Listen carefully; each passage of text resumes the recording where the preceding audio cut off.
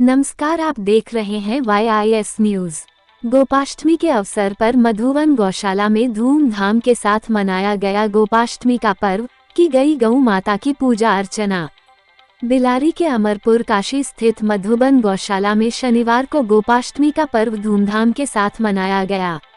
मधुबन गौशाला प्रबंधन समिति के द्वारा आयोजित पूजन कार्यक्रम में गौ माता को तिलक लगाया गया।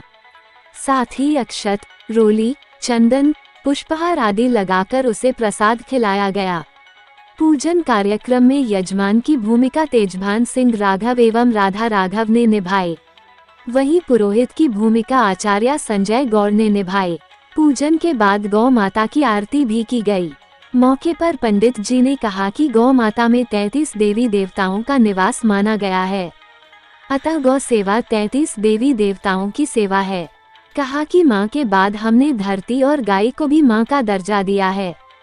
कार्यक्रम को सफल बनाने में संजय गौड़, छबिराज चावला, पूर्व उपनिरीक्षक JP यादव, वीरपाल यादव, अशोक यादव, राजेश राघव, रोहन सिंह यादव, हरपाल यादव, भारतीय किसान संघ गन्ना प्रमुख ऋषिपाल सिंह, विजय कुमार यादव, अमन सक्सेना आदि बड़ी संख्या में सनातनी मौजूद रहे।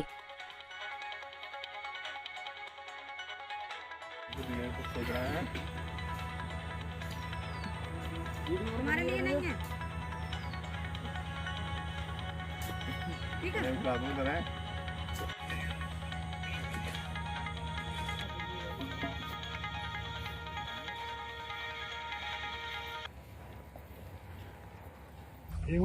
तदीयं वस्तु गोविंदम तब्बमेव समर्पये ग्रहण समग्र उत्तर प्रसिद्ध परम वनस्पति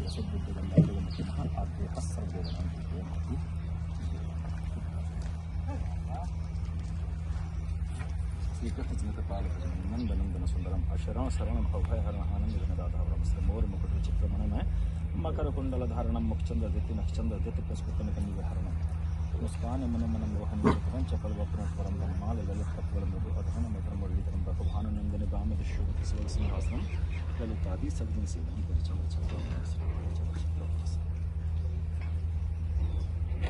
माता के हत्यारे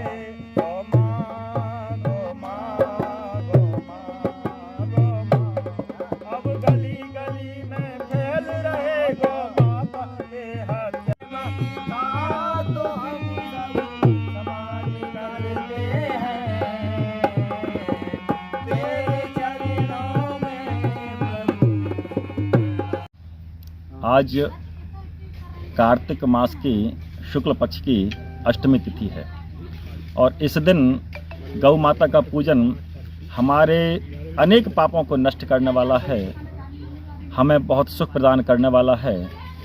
और ये गोपाष्टमी पूजन कोई आज का विधान नहीं है, ये भगवान कृष्ण के समय के विधान चले आ रहे हैं और अनेक राजाओं ने गोपाष्टमी का पूजन किया है, संतों ने पूजन किया है और गौ पूजन हमारे जीवन में बहुत महत्व रखता है, क्योंकि गौ माता में 36 करोड़ देवी देवताओं का निवास होता है और जब हम उनका पूजन करते हैं तो हमें 36 करोड़ देवी देवताओं के पूजन का फल प्राप्त होता है। वैसे भी हमारे यहाँ शास्त्रों में कहा गया है कि हमें अपने देवताओं को, पितरों को जो भी भोग प्रदान करना होता है उसके 3 रास्ते बताए हैं: गौग्रास, ब्राह्मण भोजन और अग्नि भोजन।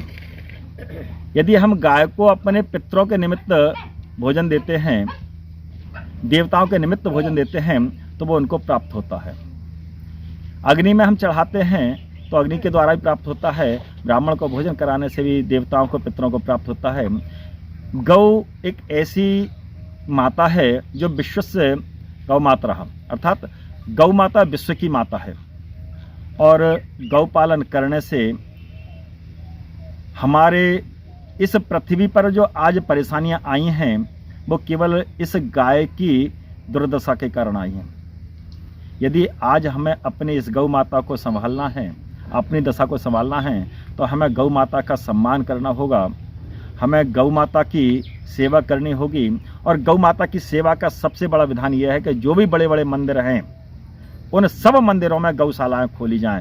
छोटे मंदिरों में भी एक गौशाला पालने का विधान रखा जाए, तब हम इन गौओं की रक्षा कर पाएंगे। आज हमारा किसान भी परेशान है, किसानों की फसलों में कीड़े लग जाते हैं, फसलें खराब हो जाती हैं। उसका कारण ये है कि आज जितनी भी हमारी फसलें हैं उनमें हमने पेस्टिसाइड, कृत्रिम खाद डालना शुरू कर दिया है।